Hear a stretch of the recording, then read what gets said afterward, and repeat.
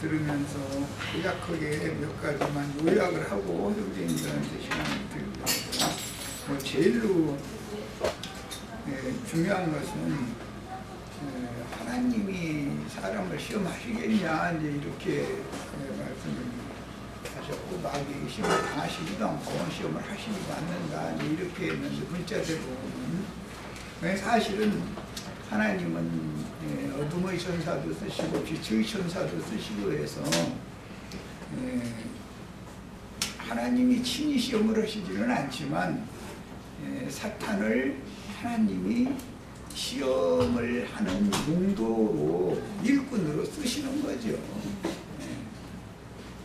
반드시 시험을 하는 일에, 하나님의 일에 사역자로 쓰임받는 어둠의 천사가 먼저 와서 여러 가지의 이제 시험을 주는데, 오늘 말씀에서 들은 것처럼 사람이 욕심에 끌려서 시험받는 경우는, 사람은 모든 흙사람이라고 하는 것은 육체의 각색 정욕들을 다 가지고 있는 거기 때문에 욕심이 없는 사람은 생존을 못하죠. 욕심이 끝났다라고 하면은 살 소망이 끝났다라는 뜻이기 때문에 다 자살해야 되겠죠. 그런데 선한 욕심도 있고, 욕심도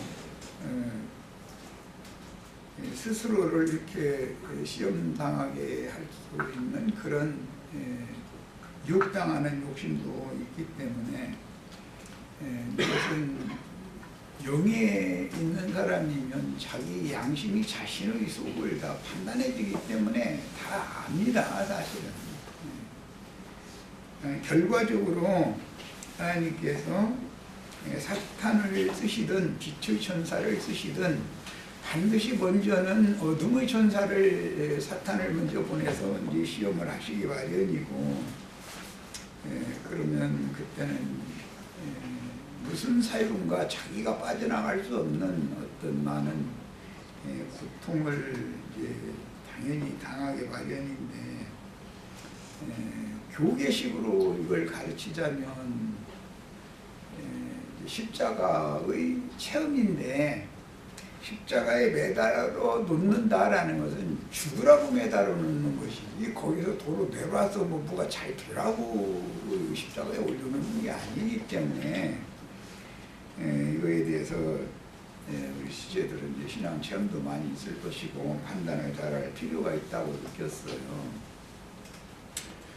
십자가에 달려 있을 때는 눈물도 흘고, 사람마다 다 그래요. 자기를 사랑하는 마음이 있기 때문에 세상에서 고난당하고 아픔당하는 건 나같이 큰 고난당하고 나같이 큰 아픔 당해본 사람이 이 세상에는 없다, 다 이렇게 생각해요.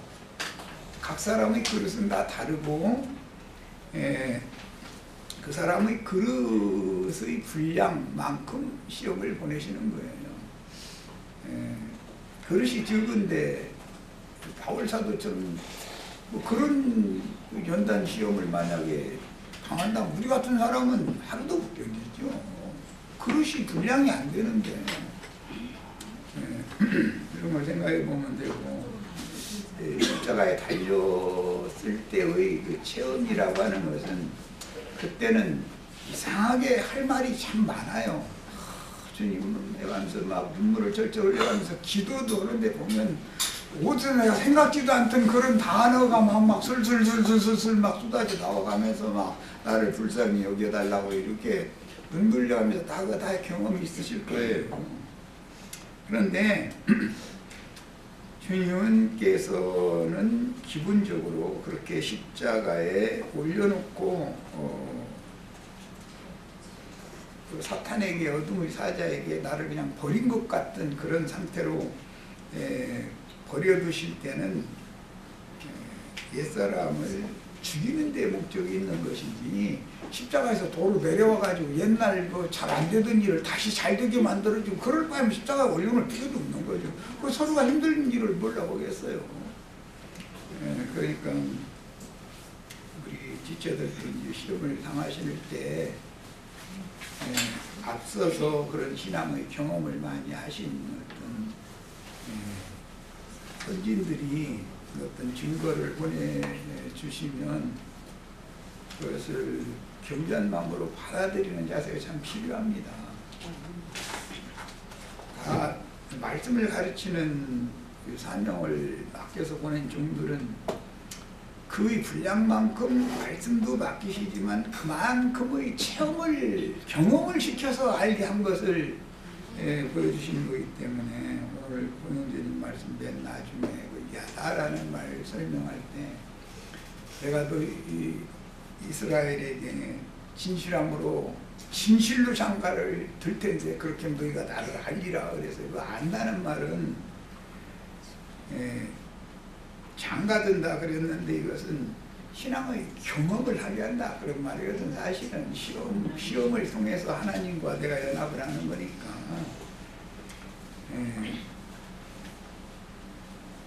우리 지체들에게도 여러 가지 뭐 유형은 다를지라도 여러 가지의 시험이 오는 것은 당연한 거기 때문에 인생사에서 시험만 당하는 사람은 하나도 없어요. 우리는 내가 가끔 얘기하지만 문 대통령이나 뭐 이재용 씨나 이런 분들이 당하는 시험은 우리는 분량이 안 되기 때문에 그런 시험 보내주시지도 않아요. 우리 그 자리도 앉혀놔보세요. 감당하겠어요? 머리 터져 죽는다고 아이 나 이거 않겠다고 그러죠. 그거 하겠다고 하겠어요? 감당이 안 되는데. 그런데 그 많은 분량이 되기 때문에 그런 직임을 하게 하는 거예요. 그래서 사람의 관점으로 저 사람은 날 행복하기만 할 거다 이런 생각을 갖고 이게 비교를 나와 하나님과의 관계, 저 사람과 하나님의 관계는 사정 속사정을 알지도 못해가면서 비교하고 이렇게 하는 그런 신앙 태도를 갖다 보면은 믿음의 발전이 진보가 없습니다. 이런 것도 좀 첨언해서 말씀을 드리고 싶었어요. 그 다음에 이제 지금부터 우리 형제 자매님들에게 시간을 드릴 테니까 자유롭게 교제를 나누는 시간 갖도록 합니다. 아까 말씀을 오전 시간에 들으면서 마음에서 느껴진 것은 어떤 걸 느꼈냐면은 한 성으로 그러니까 하나님께서 이제 아브라함을 통해 가지고 믿음의 후손들을 갖다가 낳았잖아요. 근데 그게 그들이 다 이스라엘 백성들이 말하자면은 홍해 바다를 거쳐 가지고 광야 42단계를 갖다가 거쳐서 결국에는 또 요단강을 거쳐서 가나안 땅을 거쳐 가지고 최종적으로 이제 예루살렘 성을 쌓을 때까지 많은 시험과 시련이 있을 거라는 걸 미리 하나님께서 선지자들을 통해 가지고 알게 해주신다라는 거죠. 왜냐하면은 그 길이 보통 그러니까 일반적으로 쉬운 길이 아니라 너무도 어려운 길이라는 것을 하나님이 알고 계시고 하나님도 알고 계시고 그러다 보니까 그때마다 넘어질 때 또는 그 믿음의 길을 갈 때 정말로 하나님께서 옆에서 지켜주고 또 담이 돼주고 불기둥이 돼주지 않으면은 그 길을 인간이 걸을 수가 없는 길이라는 거죠. 인간 자체가. 그러다 보니까 하나님께서 그 믿음의 길을 갖다가 같이 함께 걸어가 주시면서 개인적으로는 복도 다 주시고 왜냐하면 우리 이제 군대 흔히 이제 군대 얘기를 할 때 보면 이제 그 천리행군이라는 게 있걸랑요. 그러면은 너무 힘들어요. 양발하고 그 분하고 발바닥하고 달라붙어 가지고 살갗이 막 같이 띄어질 정도로 그 정도로 이렇게 행군을 해요. 그때 옆에서 같이 그 동기들이 옆에서 같이 이렇게 붙잡아 가지고 같이 가준다고요. 힘들면. 그럼 또 힘이 되고. 그러다 보니까 하나님께서는 저 천상 한 성을 예비해 두시고 그 성까지 이끄는 데 있어서 많은 앞선 선진들과 믿음의 조상들과 또한 교회를 통해서 장로 형제라든지 아니면은 지체들과 자매들과 함께 걸어가면서 힘을 복돋아 주시고 때로는 또 교만하면 또 넘어지기도 하고 그러는 과정에서 하나님이 최종적으로는 그 한 성에 이끌게 해주신다는 걸 우리가 볼 수가 있습니다. 요한복음 17장을 보도록 하겠습니다. 요한복음 17장 14절을 읽겠습니다. 14절부터 되는 데까지 한번 읽어보도록 하겠습니다. 내가 아버지의 말씀을 그들에게 주었사오매 세상이 그들을 미워하였사오니 이는 내가 세상에 속하지 아니함 같이 그들도 세상에 속하지 아니함으로 비난합니다. 잠깐만요. 우리가 시험을 당하는 것은 세상에 속하지 않았기 때문에 세상으로부터 오는 시험이 굉장히 많을 거라고 미리 예수님께서 알려주시고 있는 거예요. 왜냐하면 우리는 여지껏 하나님을 알기 전에는 세상에 속해 있었어요. 그러다 보니까 시험도 없었어요. 근데 이제 말씀을 통해서 이제 아버지를 알았고 정확한 나의 근원, 나를 갖다가 있게 해주신 분, 그 아버지를 알게 된 이후로부터는 세상과 친구가 되었었는데 예전에는 이제 적이 돼버렸단 말이에요. 그러다 보니까 많은 시험이 올 수밖에 없어요. 이제 왜? 세상이 미워하니까. 예전에는 세상이 나를 미워하지 않았는데 이제 지금 이후로부터는 세상이 미워하고 세상과 대적해서 싸울 수 있는 하나님이 함께 해주지 않으면 그 이길 방법이 없어요. 15절 내가 배우는 것은 배우는 것은 세상에서 양이 아니지 않게 16절 내가 세상에 속하지 아니함 같이 그들도 세상에 속하지 아니하였사오니 17절 그들을 진리로 거룩하게 하옵소서 아버지의 말씀은 진리입니다. 18절이요 아버지께서 나를 세상에 보내신 것 같이 나도 그들을 세상에 보내었고 또 그들을 위하여 내가 나를 거룩하게 하오니 이는 그들도 진리로 거룩하게 하려 아멘. 예, 이거는 뭐 여기에서 계속 더 읽으면은 더욱더 은혜가 될 것입니다.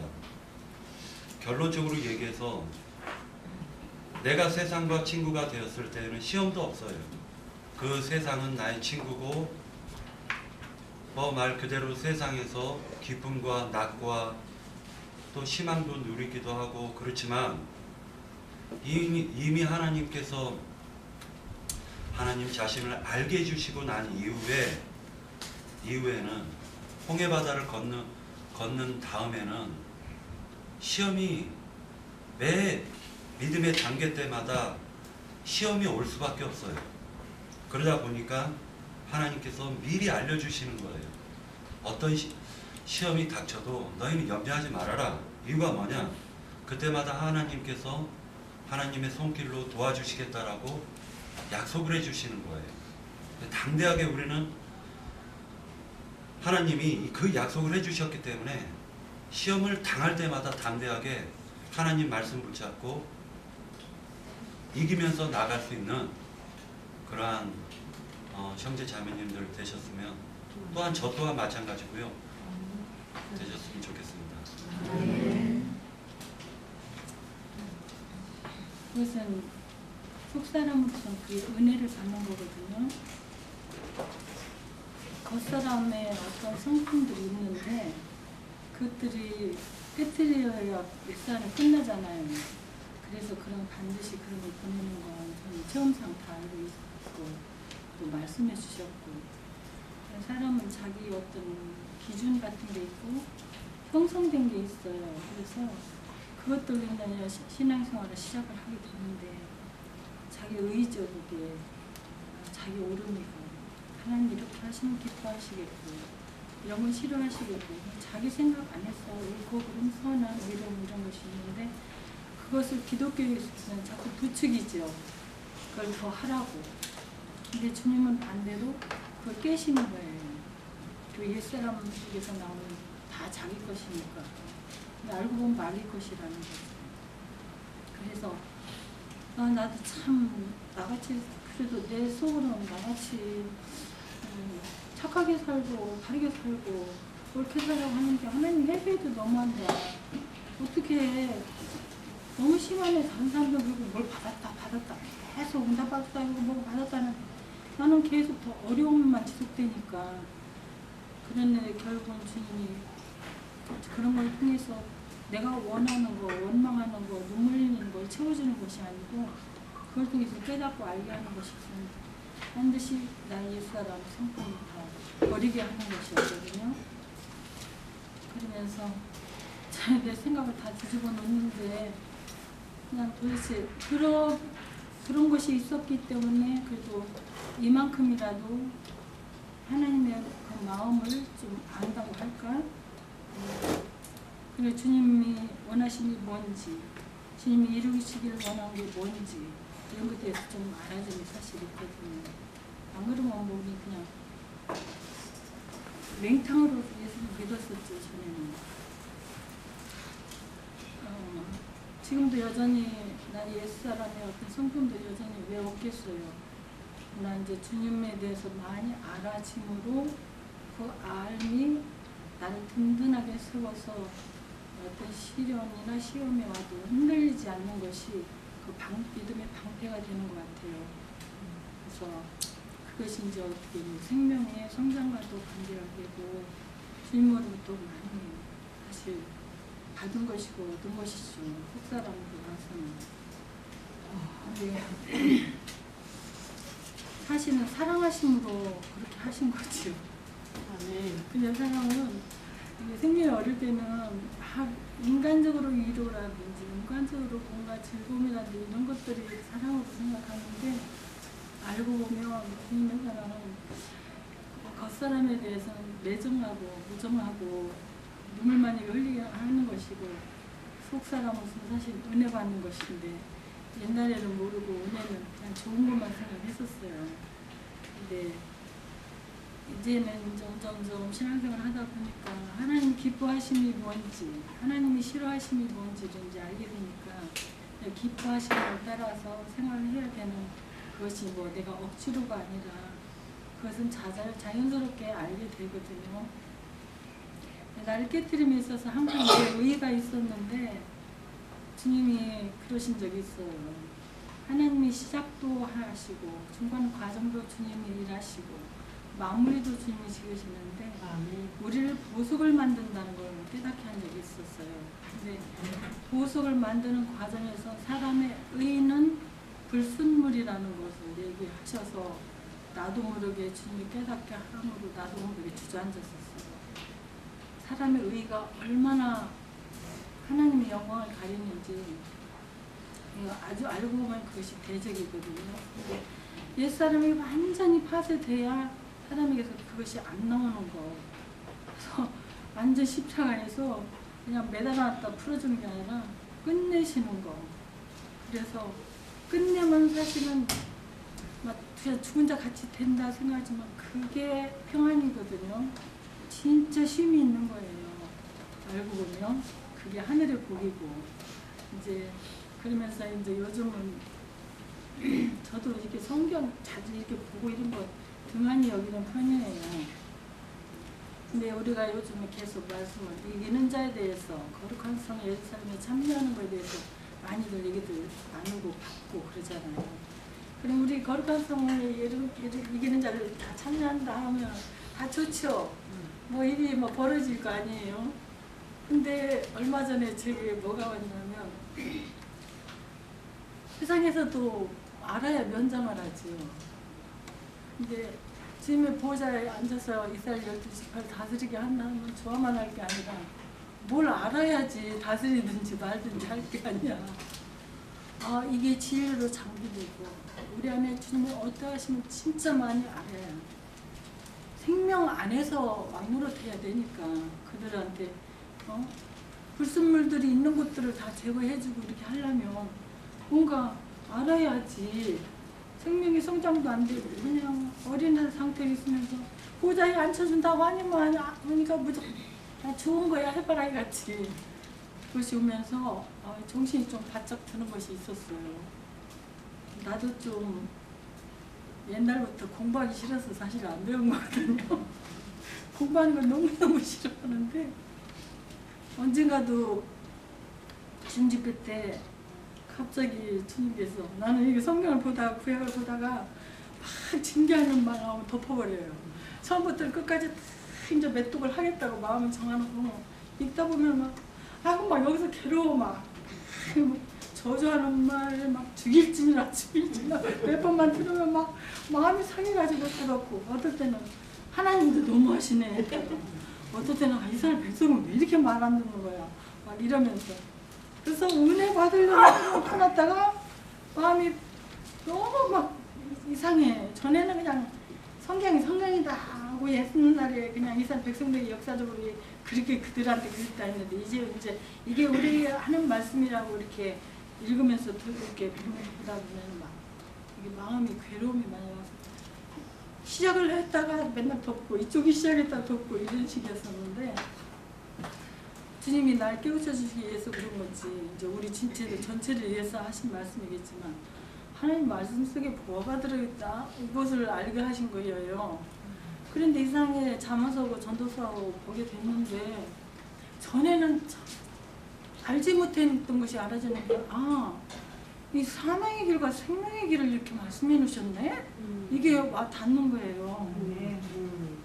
그러면서 또 엊그저께는 에레미야를 읽다가 에레미야는 얼마나 힘들었을까. 그거 막 하면 다 좋아하는 게 아니라 다 싫어하고 매맞고 막 감옥에 갇히고 그랬는데 아이고 에레미야가 얼마나 힘들었을까 막 이런 생각하고 에레미야 애가를 읽고는 성경을 펴놓은 채로 저쪽에 이렇게 놓고는 난 이쪽에 앉았었어요. 침대에서. 근데 이상하게 성경 속에 있는 말씀이 내 안에 딱 고den데 가슴 속에 딱 이렇게 들어오는 건데 내가 너무 놀란 게 내가 아멘이 안 됐어요. 나 에레미야 같이 고통받기 싫거든. 그래가지고 그냥 아멘을 안 하고 가만히 있는데 모르겠어. 에레미야 같이 그런 마음으로 신앙생활 하라고 주님이 이렇게 하시는지는 싶고 아직도 자세히는 모르겠어요.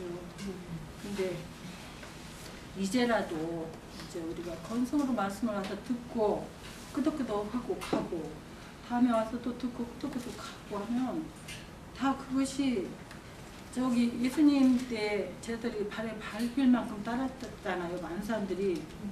그들이 다 떠나갔죠. 우리가 끄덕끄덕 돌아가고 와서 또 끄덕끄덕 돌아가고 막 이렇게 해서도 내 생명이 안 되면 다 그게 지나가는 자고 그냥 구경꾼들이라는 걸 알게 됐어요. 내 것을 삼아야 될 거 아니에요. 내 자신의 것으로 해야 되니까 이제는 조금 다르게 느껴지는 게 성경에 대해서. 근데 이게 내 생명의 말씀이니까 내가 이거 공부를 받아서 듣는 것을 나도 족하게만 여겼는데 내 생명이 되지 않나. 이 마지막대를 위해서라도 정신 차려야 되겠다 하면서 마음에서 좀 깨이는데 얼마나 갈지 모르겠어 이 게임이. 그러나 이제는 마지막 때가 정말 온거야 싶었어요. 예전에 주님이 저한테 깨우치시는 모든 것들이 다시 생각나면서 하도 내가 세상에서 못 벗어나니까 그래도 하니까 너 마지막 때 마지막에 볼 거다. 네가 살아서 눈 뜨고 있어. 네가 어떠한 사람이 돼야 마땅하냐. 돈벌이만 생각하고 있으면 돈벌이 찾아 헤매다 나를 만날 거냐는데 내 눈이 충혈돼가지고 그냥 정신못 차리고 사람을 둘러보더라고.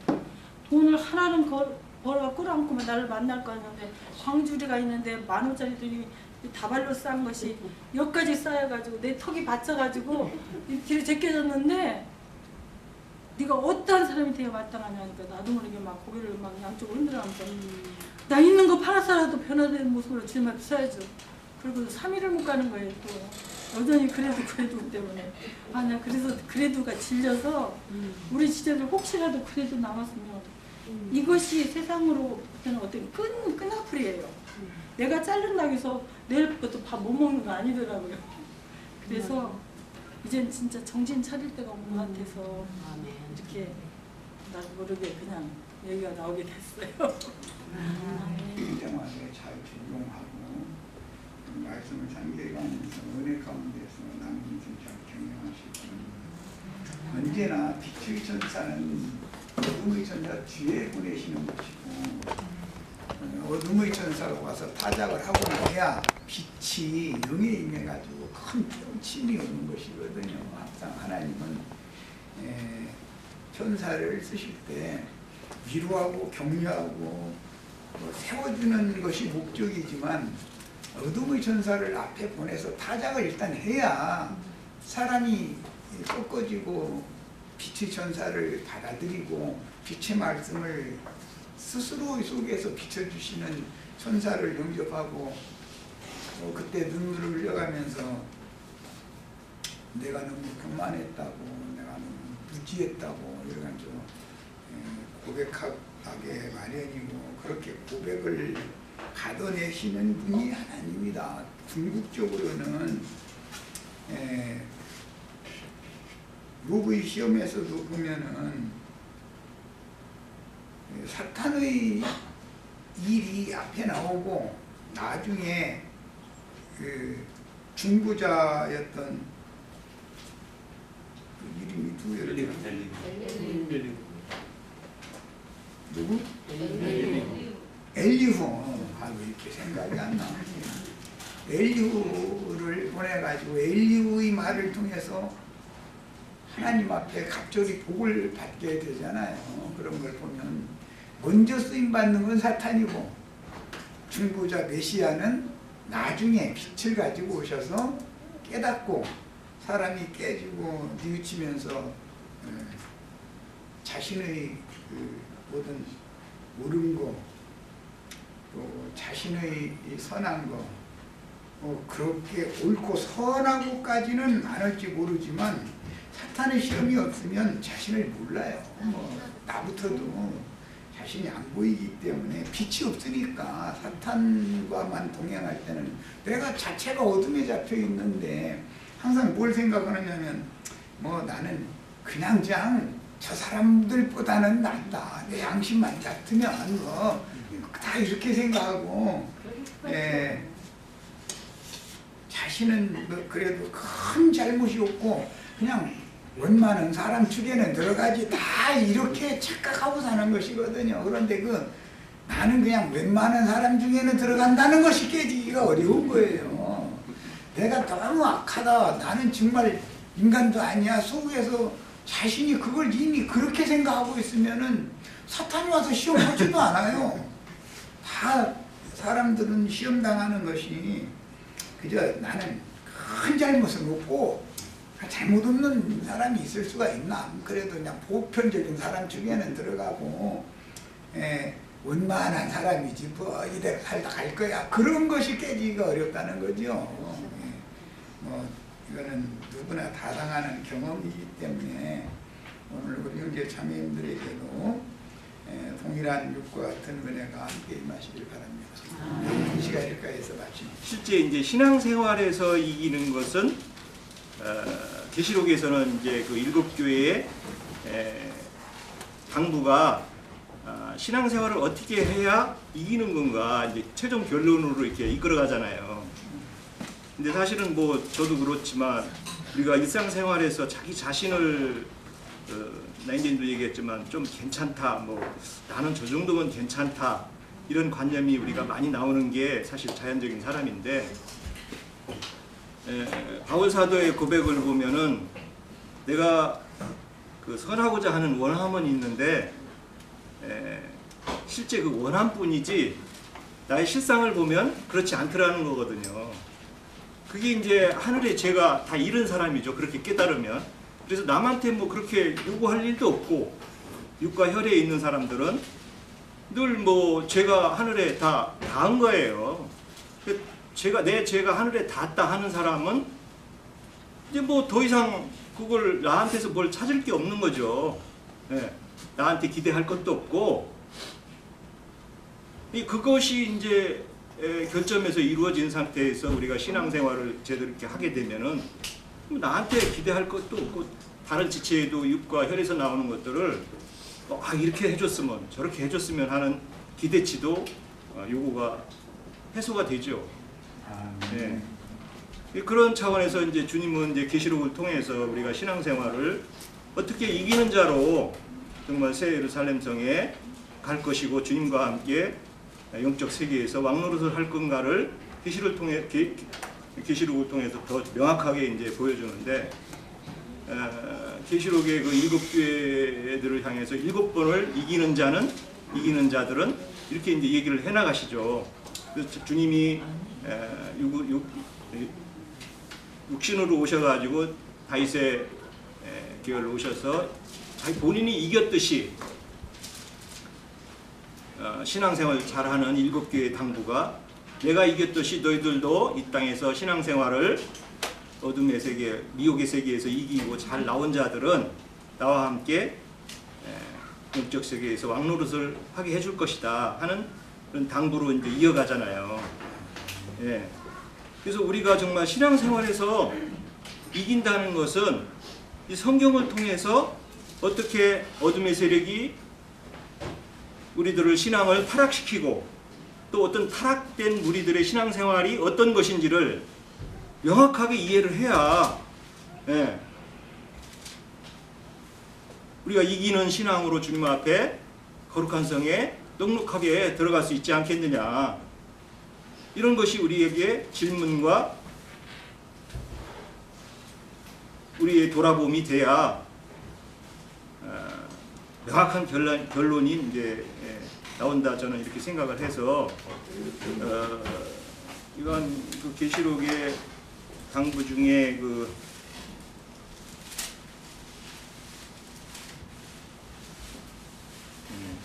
2장 뭐 여러 가지가 있지만 2장 6절 한번 읽어볼까요? 오직 내게 이것이 있으니 내가 니골라 당의 행위를 미워하는도다. 나도 이것을 미워한다. 이렇게 얘기하셨고, 또 15절 이와 같이 내게도 니골라 당의 교훈을 지키는 자들이 있도다. 네. 이게 회개하라 하시거든요.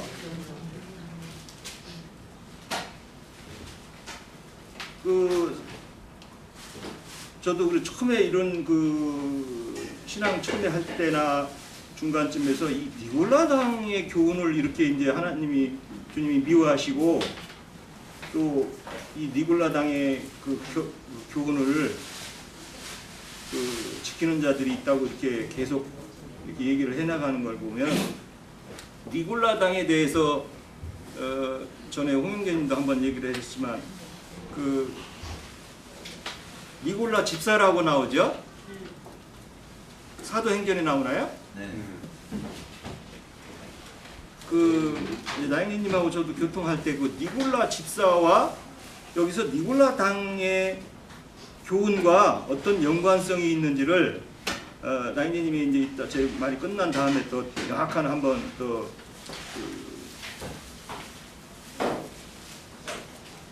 거기에 대한 저기를 한번 해주시기를 부탁을 드리고, 니골라 집사가 된 다음에 유대교로 다시 돌아가서 니골라를 하는 유대교의 이제 성직이죠.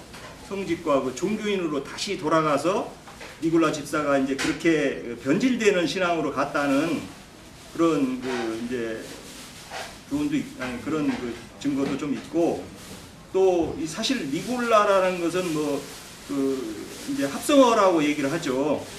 그러니까 이제 성직을 하는 사람들을 이제 얘기한다 분명히 얘기를 하고 있는데, 보통 우리 성경을 읽는 사람들은 니골라 당의 교훈에 대해서는 막연하게 좀 이렇게 생각을 많이 하는 것 같아요. 보면은 니골라 당 그리고 이 사실 니골라 당을 하고 있는 성직을 하는 사람들은 뭐 신앙의 타락 뭐 이렇게 주로 이렇게 증거를 하더라고요. 신앙하는 사람들의 타락, 뭐 발람의 교훈 뭐 이런 개념으로 그냥 이렇게 두리뭉실 이해하는 사람들을 증거하는 사람들을 봤는데 오늘 한번 나행제님을 통해서 이 부분에 대해서 더 명확하게 한번 증거를 한번 받았으면 좋겠습니다. 원래 일곱 집사 중에는 니굴라라는 이름을 가진 집사, 봉집사자라는 말은 일꾼 봉사자라는 뜻인데 그런 봉사자가 있었어요. 그런데 통상적으로 주님의 교회 안에서 헌신하고 봉사하던 사람이 반드시 세속화되는 사람은 주님의 교회에서 변절해서 나가서 세속화되어져서 종교 지도자로 발전을 하는 거예요. 기독교계 교계 이제 목사님들을 보고 이제 니골라 당들이다 그러는데 그분들이 처음부터 나는 월급 받는 목회자를 하겠다라고 시간이 지났기 때문에 그런 관념을 가지고 신학도 하고 이렇게 하지만 사실은 원래는 순수하게 주님을 위해서 헌신하고 봉사하고 싶어서 그런 마음으로 출발을 하는 거예요. 그런데 사람은 반드시 배도자라는 것은 믿는 이들 중에서 나오는 것이지 아예 세상 사람이거나 불신의 마음을 처음부터 갖고 있는 사람은 교회를 대적하게 처음부터 대적하게 돼 있지 교회 와서 봉사를 하지를 않는 겁니다. 봉사자들이 타락하면은 니골라 당 노릇을 할 수 있다.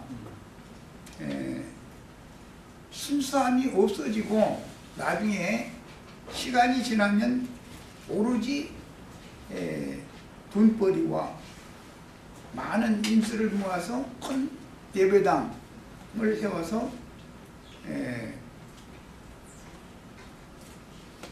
세상 사람들한테 자기의 영광을 구하는 쪽으로 타락하게 되어 있습니다.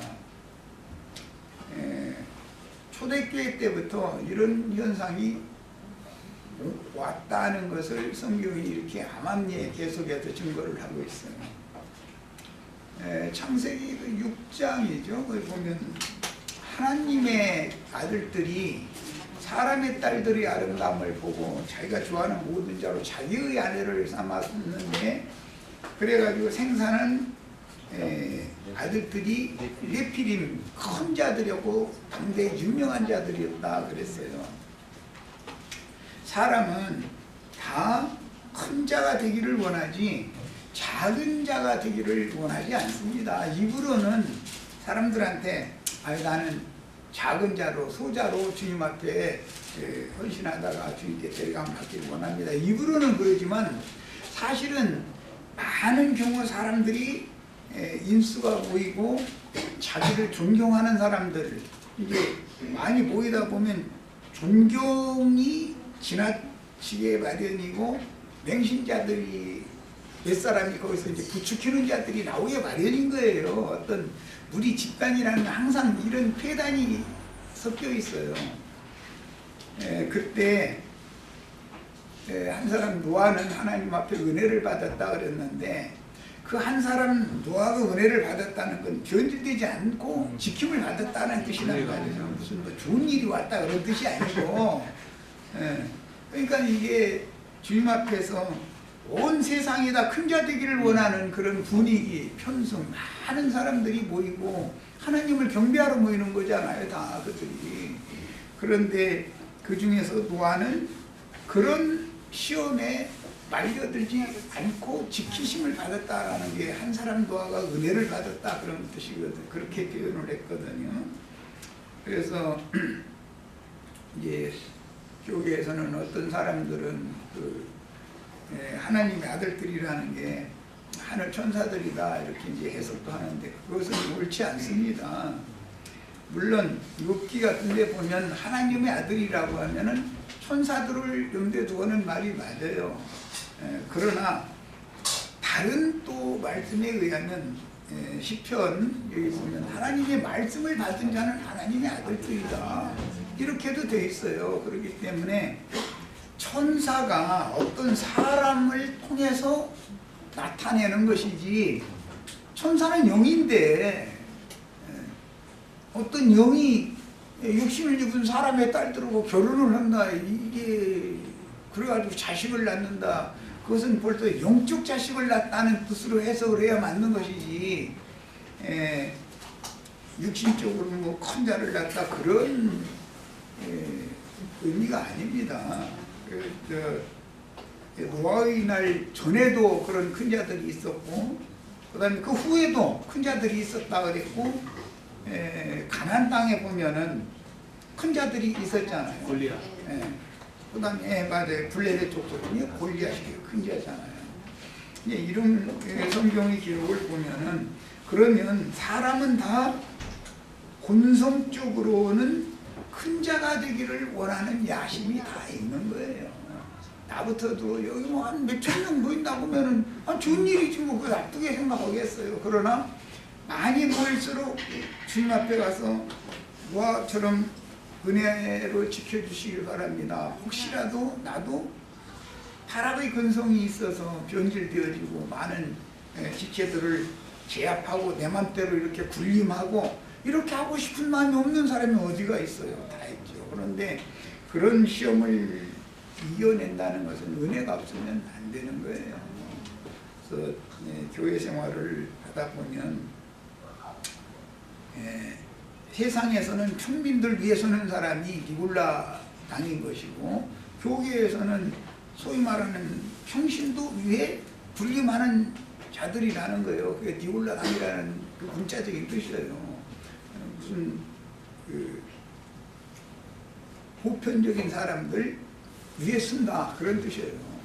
그러니까 신부님이나 목사님들을 응대도 하는 말인 거예요. 그런데 그분들이 처음부터 나는 많은 사람들 모아서 사람들 위에 군림하고 내가 왕인 것처럼 이렇게 하겠다 그렇게 시작하는 사람이 거의가 아니라 없습니다. 처음에는 나 좋은 뜻으로 선한 뜻으로 주님 앞에 충성하겠다 헌신하겠다 이래가지고 하죠. 이제 한 30-40년 전만 해도 교회 개척을 한다고 하면 대부분 이제 전도사 때 또는 강도사 때 교회 개척을 대부분 하고 뭐 한 10명 이상 모이면은 교단에서 와서 목사로 안수를 해주고 이제 이렇게 해서 과정을 거쳐서 목사가 되고 다 그런 건데 처음에 지금처럼 돈 여건이 그때는 주거 환경이 아니었기 때문에 뭐 어떤 건물이 지하실 이런 데 세도 잘 안 나가 그러니까 그냥 뭐 거의 거저 이렇게 빌려서 뭐 사람 해봐야 뭐 자기 뭐 저 부모님하고 아내하고 애들 있으면 뭐 말귀 못 알아듣는 애 한 2명 데려다 놓고 이러고 그래서 설교하는 거예요 저 식구한테. 그러다가 한 명이나 전도하면은 뭐 막 뛸 듯이 기쁘죠 그때. 근데 그때는 굉장히 순수하거든요 말씀이. 그런데 이게 발전해가지고 100명 딱 넘었으면은 누가 그 사람한테 별을 달아줬는지 벌써 고개가 들이제껴지기 시작하는 거거든. 그런데 거기에는 부채질하는 사람들이 예, 한 100명 정도 되면 장로님 한두 분 세우게 되고 권사님들 서너 분 세우게 마련이잖아요. 이제 그분들은 그 목사를 이제 말하자면은 보조를 많이 맞춰주고 이렇게 하다 보면 나중에 지하실에서 1층으로 올라오고 1층까지 일단 올라오면 성공하는 거예요. 나중에는 뭐 자기 건물 하나 세우는 건 불과 몇 명이죠 뭐가 있고. 그렇게 되면은 하나님께 이미 그게 버림받은 자들이거든요. 그런데 자신이 지하실에서 기도해 가면서 사람 좀 보내달라고 애타가면서 그때 볼 때의 성경과 마음에 위층에 올라오고 자기 건물 딱 가진 다음에 성경을 보면 세상적으로 보이거든요. 말씀이 영적으로 안 보여요. 그래서 사람은 헐쭉다라는 것을 알 수 있습니다. 많은 사람들이 니골라당이 난 처음부터 되겠다고 결심하고 하는 사람이 어디가 있어요. 주님 앞에 순수한 마음으로 헌신하고자 하죠. 그런데 다 말씀을 세상적인 눈으로 보이기 시작한다라는 말은 그것은 하나님이 나를 버렸다는 뜻이거든요. 이런 것을 잘 생각하시면 되겠어요. 뭐 이것을 꼭 어떤 목사님만 지적해서 얘기를 하면 또 목사님들 들으면 너는 어떤데 또 이렇게 하면 돼. 나를 포함해서 우리 지체들도 마찬가지예요. 개인적으로도 세상에서도 내가 성공을 해가지고 많은 사람들이 내 말 한마디는 꾹꾹하고 그런 좋은 직업을 갖게 되고 그러면 나 오늘부터는 변질될 거야 이러면서 그만해도 변질된 사람 하나도 없어요. 여건이 그렇게 만들어 놓는 거예요 사람을. 그런데 그때가 더 기도하고 은혜를 구할 때다는 거죠. 그때가 성공했을 때가 그 자리에 올라가기 전까지는 그 자리에 올라가게 해달라고 기도를 하지 내가 한 사람 노아처럼 은혜를 내게 떠달라고 기도를 하는 것이거든. 나부터도 그래요. 여기까지 마치겠습니다.